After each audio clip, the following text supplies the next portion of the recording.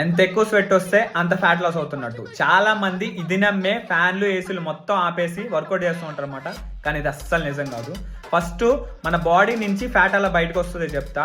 First మన బాడీలో fat అనేది ఒక గ్లిసరైడ్ ఫామ్ లో స్టోర్ అయి ఉంటది. అది మనం ఒక క్యాలరీ డెఫిషియెంట్ డైట్ లో ఉంటూ వర్కౌట్ చేసేటప్పుడు ఫ్యాట్ అనేది బ్రేక్ అయ్యి మన బ్లడ్ సెల్స్ లోకి వెళ్తుంది అనమాట.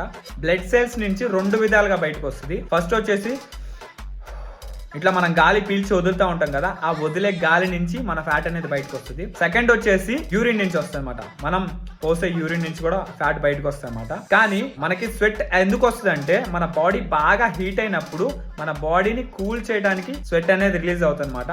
సో దీని వల్ల నువ్వు డీహైడ్రేట్ అవుతావు కానీ నీ ఫ్యాట్ ఏం బయటికి రాదనమాట. సో మంచిగా ఏసీలు ఫ్యాన్లు ఆన్ చేసుకొని చల్లగా వర్కౌట్ చేసుకోండి. అర్థమైందా?